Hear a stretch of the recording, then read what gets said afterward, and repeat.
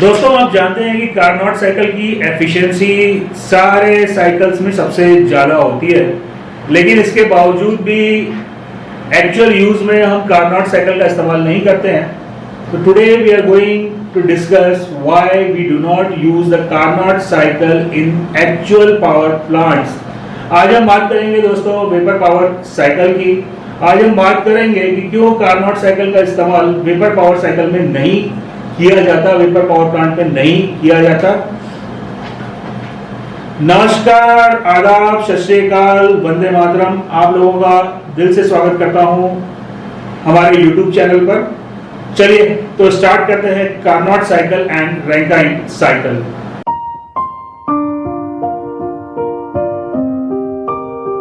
दोस्तों मैं आपसे दिल से रिक्वेस्ट करता हूं कि आप लोग चैनल को लाइक करिए, शेयर करिए, सब्सक्राइब करिए, ताकि हमारा जो कंटेंट है वो ज़्यादा से ज़्यादा लोगों तक पहुंच पाए।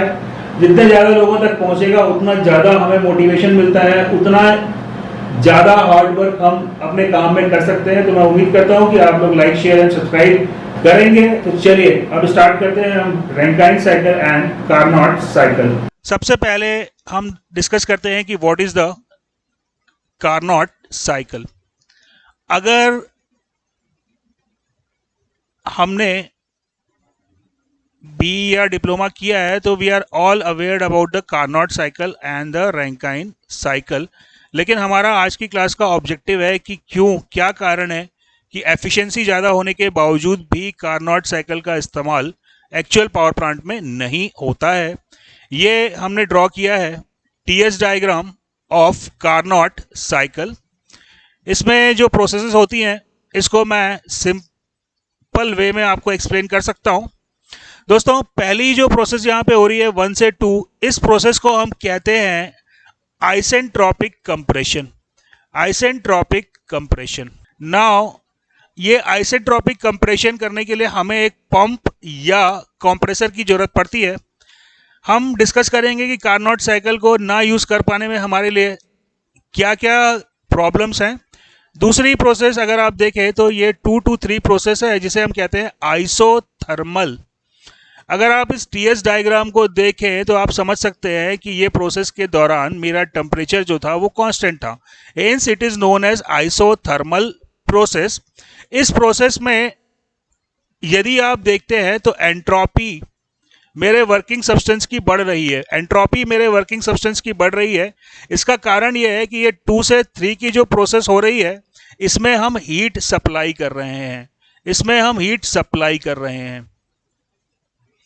दोस्तों इसके बाद जो प्रोसेस आती है 3 to 4, यहां पर अगर आप देखें तो एंट्रोपी कांस्टेंट है and this process is known as isentropic. क्योंकि एंट्रोपी कांस्टेंट है hence it is known as isentropic. और ये जो प्रोसेस हो रही है इस प्रोसेस के दौरान टेम्परेचर घट रहा है। ये इंडिकेट कर रहा है कि ये जो प्रोसेस है वो एक एक्सपांशन प्रोसेस है। ये एक एक्सपांशन प्रोसेस है। दोस्तों 4 से 1 अगेन आप देख सकते हैं कि temperature is constant. 4 to 1 the temperature is constant and hence it is known as isothermal process. लेकिन ये आइसोथर्मल प्रोसेस में चूंकि एंट्रोपी घट रही है it is known as isothermal heat rejection. Heat rejection. So दोस्तों these are the basic processes of a Carnot cycle. कुछ लोग कहते हैं कि कार्नोट साइकिल जो है वो प्रैक्टिकली पॉसिबल नहीं है क्योंकि आइसोथर्मल हीट एडिशन या हीट रिजेक्शन की प्रोसेस जो है वो हम अचीव नहीं कर सकते। लेकिन वेपर पावर प्लांट में ये प्रोसेस को अचीव किया जा सकता है। कैसे किया जा सकता है वो मैं आपको एक बार बताने का प्रयास करता हूं। ये जो लाइन है दोस्तों इसे हम कहते हैं वेपर डोम। वेपर डोम। और ये 2 से 3 की जो प्रोसेस है यहां पर हम हीट सप्लाई कर रहे हैं inside the vapour dome. Inside the vapour dome जब आप हीट सप्लाई करते हो तो टेम्परेचर हमेशा कांस्टेंट ही होता है। तो 2 से 3 का जो हम हीट सप्लाई कर रहे हैं वो इनसाइड द वेपर डोम कर रहे हैं, इसलिए isothermal heat addition Carnot cycle vapour power plant में किया जा सकता है। इसी प्रकार से 4 से 1 के बीच में जो हीट रिजेक्शन हो रहा है, 4 से 1 के बीच में जो हीट रिजेक्शन हो रहा है वो भी वेपर डोम के अंदर हो रहा है, इसलिए 4 से 1 तक की जो प्रोसेस है आइसोथर्मल हीट रिजेक्शन की, वह भी कंडेंसर का इस्तेमाल करके अचीव की जा सकती है। अब इस साइकिल को यूज करने में हमारे पास सिर्फ एक प्रैक्टिकल प्रॉब्लम है, वो प्रॉब्लम है प्रोसेस 1 to 2। ये जो प्रोसेस 1 से 2 है दोस्तों, यहां पर हम यूज कर रहे हैं आइसेंट्रोपिक कंप्रेशन। आइसेंट्रोपिक कंप्रेशन को करने के लिए हमारे पास 2 डिवाइसेस अवेलेबल हैं। For isentropic process there are 2 devices. Isentropic compression करने के लिए हमारे पास 2 डिवाइसेस हैं। One is known as pump and another is known as the compressor. Compressor is used for compressible fluids such as air or any gas. Compressible fluids such as air,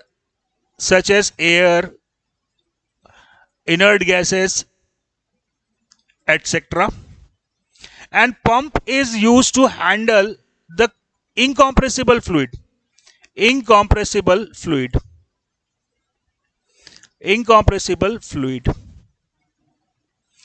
now the problem जो practically हमको आती है Carnot cycle को नहीं use कर पाने के लिए, वो ये है कि हमारे पास में ऐसी कोई डिवाइस नहीं है जो लिक्विड और वेपर के मिक्सचर को हैंडल कर सके। अगर दोस्तों आप इस डायग्राम को देख रहे हैं तो पॉइंट 1 पर आपके पास जो स्टेट है वो क्या इंक्लूड कर रहा है, लिक्विड प्लस वेपर।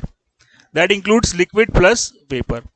अब लिक्विड प्लस वेपर को हैंडल करने के लिए मेरे पास में कोई डिवाइस अवेलेबल नहीं है, इस कारण से प्रैक्टिकली कार्नोट साइकिल का इस्तेमाल हम वेपर पावर प्लांट में नहीं कर पाते।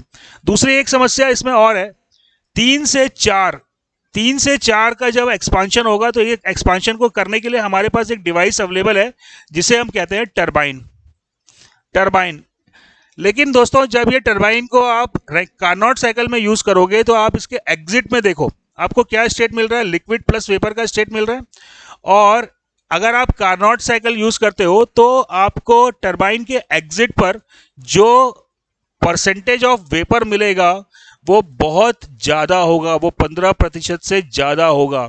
और जब वेपर का परसेंटेज यानी कि पानी का परसेंटेज लिक्विड वाटर का परसेंटेज 15% से ऊपर हो जाता है, that causes the corrosion of the turbine, जिसके वजह से टरबाइन में कोरोजन की समस्या आती है। तो दोस्तों ये तो बातें हमने समझी कि क्या क्या चीज़ें हमें कार्नोट साइकिल में यूज़ करनी है, और क्यों हम कार्नोट साइकिल को प्रैक्टिकली यूज़ नहीं कर पा रहे। तो 2 प्रैक्टिकल प्रॉब्लम्स हमने देखी। पहला कि 1 से 2 का जो कंप्रेशन था, ये कंप्रेशन करने के लिए मेरे पास कोई डिवाइस नहीं थी। और 3 से 4 के लिए अगर मैं टरबाइन यूज़ करता हूँ तो टरबाइन के एग्जिट पे लिक्विड का कंटेंट बहुत ज़्यादा होगा, और ज़्यादा मात्रा में लिक्विड होने के कारण मेरे टरबाइन में कोरोजन की समस्या आएगी। दोस्तों इसके अलावा इसमें एक थियोरेटिकल प्रॉब्लम भी है कार्नोट साइकिल में, जिसकी वजह से कार्नोट साइकिल का इस्तेमाल एक्चुअल पावर प्लांट में नहीं किया जाता। जो थियोरेटिकल प्रॉब्लम आ रही है उसको हम देखते हैं कि ये थियोरेटिकल प्रॉब्लम क्या है। थियोरेटिकल प्रॉब्लम जो कार्नोट साइकिल में आती है अभी हम उसको डिस्कस करते हैं।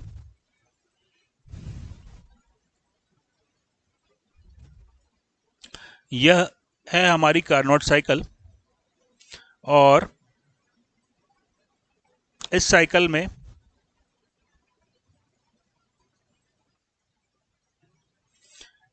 में हमने डिस्कस किया अभी कि एक प्रॉब्लम है कि ये जो प्रोसेस 1 से 2 है, ये प्रोसेस को कंप्लीट करने के लिए हमारे पास में कोई प्रैक्टिकल डिवाइस नहीं है। तो इस प्रॉब्लम को रिमूव करने के साथ साथ में हम एक और एडवांटेज जो है वो इस साइकिल के मॉडिफिकेशन से ऑब्टेन कर सकते हैं, and that modification is known as Rankine cycle. दोस्तों what is Rankine cycle? Rankine cycle में हम क्या करते हैं, देखो 4 से 1 जो था वो हीट रिजेक्शन का प्रोसेस था। 4 से 1 जो था वो हीट रिजेक्शन का प्रोसेस था।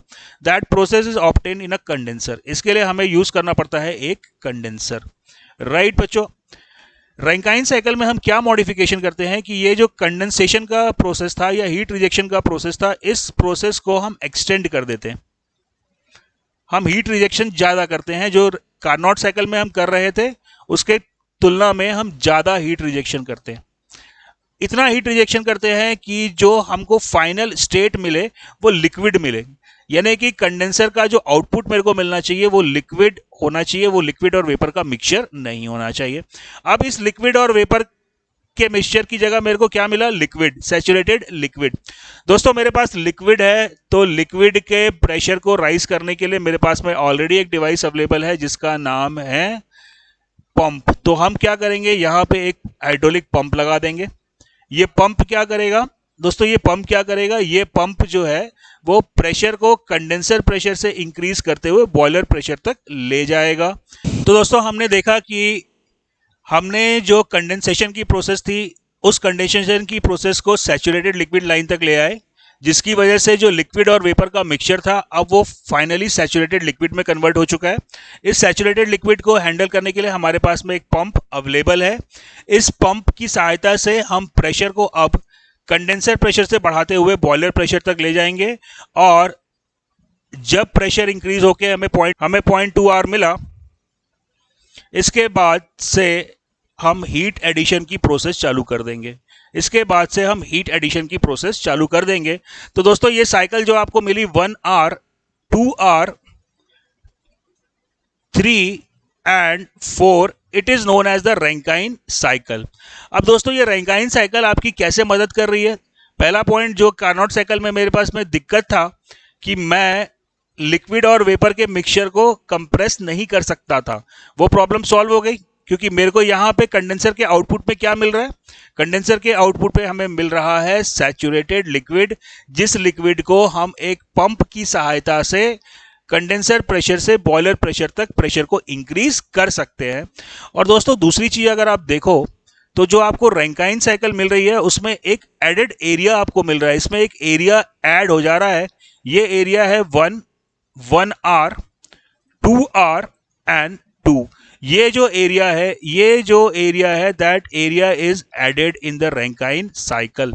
दोस्तों टीएस डायग्राम का जो एरिया होता है that represents the net work done. तो कार्नोट साइकिल की तुलना में मुझे रैंकाइन साइकिल में ज़्यादा वर्क मिलेगा। और मेरा प्राइमरी ऑब्जेक्टिव क्या है दोस्तों? किसी भी पावर प्लांट से मुझे मैक्सिमम पावर जनरेट करनी है। तो दोस्तों मैं अज्यूम करता हूं कि अभी हमने जो डिस्कस किया है वो आपको क्लियर होगा। In the next session, we will discuss about the various types of boilers, various types of pumps used in the power plant. अभी मैंने आप लोगों को समझाने का प्रयास किया कि क्यों कार्नोट साइकिल प्रैक्टिकली हम पावर प्लांट में नहीं यूज करते हैं और क्यों रैंकाइन साइकिल हम यूज करते हैं। रैंकाइन साइकिल को यूज करने से हमें क्या एडवांटेज मिलता है और कैसे ये साइकिल, रैंकाइन साइकिल जो है वो प्रैक्टिकल साइकिल में कन्वर्ट हो जाती है। दोस्तों मैं फिर से आपको एक बार रिवाइज करवा देता हूँ। जब आपने रैंकाइन साइकिल यूज किया तो आपके पास कंडेंसर के आउटपुट पे जो सब्सटेंस था वो लिक्विड था, जिसको आप आसानी से एक पंप के द्वारा हैंडल कर सकते हो। कार्नोट साइकिल में ये सब्सटेंस मुझे जो मिलता वो लिक्विड और वेपर का मिक्सचर मिलता, जिसे हैंडल करने की सुविधा मेरे पास में अवेलेबल नहीं है। और दूसरी बात, जब मैं रैंकाइन साइकिल का इस्तेमाल कर रहा हूं तो आप देख सकते हैं कि ये एरिया जो है टीएस डायग्राम का वो बढ़ चुका है। ये एरिया बढ़ने की वजह से Rankine cycle produces more work as compare to the Carnot cycle. So in the coming videos we will discuss about the components of the power plant, that is condenser, pumps, boilers and turbine, as well as we will discuss the modifications in the Rankine cycle so that we can increase the efficiency as well as the net work output. तो अगली class में हम देखेंगे, आने वाली classes में हम देखेंगे कि कैसे हम नेटवर्क को बढ़ा सकते हैं। तो दोस्तों मैं उम्मीद करता हूँ ये वीडियो आपको पसंद आया होगा। आपके जो भी डाउट्स रहे होंगे कार्नोट साइकिल और रैंकाइन साइकिल से रिलेटेड वो आपको क्लियर हुए होंगे। ऐसे वीडियो हम आगे और बनाते रहेंगे। आपको आप लोगों का सपोर्ट हमें बहुत आवश्यक है। इस वीडियो से रिलेटेड अगर कोई भी आपको परेशानी है तो आप नीचे दिए हुए नंबर पे कॉल कर सकते हैं या आप कमेंट सेक्शन में पोस्ट कर सकते हैं। दोस्तों इसके अलावा अभी 2024 में इलेक्शन होने वाले हैं, तो आप ये मानकर चलिए कि जितनी गवर्नमेंट वैकेंसीज है वो बहुत ज़्यादा वैकेंसीज अभी आने वाली हैं। जितने भी गवर्नमेंट में बैकलॉग्स पड़े हुए हैं वो सारे बैकलॉग्स क्लियर होंगे, तो आप लोग गवर्नमेंट एग्जाम की तैयारी कर रहे होंगे। इस चैनल पे ना हम आपको सिर्फ टेक्निकल इंफॉर्मेशन देंगे बल्कि हम जॉब की नोटिफिकेशन भी इस चैनल में प्रोवाइड करते रहेंगे। अभी दोस्तों आप जान रहे होंगे कि NPCIL की वैकेंसीज निकली है, तो उससे रिलेटेड आपको कोई भी डाउट हो तो आप लोग नीचे जो नंबर दिया हुआ है उस नंबर पे कॉल करके हमसे कंसल्ट कर सकते हैं। दोस्तों जैसे कि आप जानते हैं कि NPCIL सेल्स की अभी काफ़ी पोस्ट निकली हैं और कमिंग टाइम में और भी बहुत सारी पोस्ट निकलने वाली हैं, तो आप लोग उसकी तैयारी कर रहे होंगे। और तैयारी से रिलेटेड या किसी प्रकार की इंफॉर्मेशन की आपको जरूरत पड़ती है तो नीचे जो नंबर स्क्रॉल किया हुआ है उस नंबर पे आप कॉल करके हमसे जानकारी ले सकते हैं। आप हमसे सहयोग की उम्मीद कर सकते हैं। हम भी आपसे सहयोग की उम्मीद करते हैं कि इस वीडियो को लाइक करिएगा, शेयर करिएगा और सब्सक्राइब करिएगा। तो दोस्तों मिलते हैं अगले वीडियो में। Thank you. And Vande Mataram.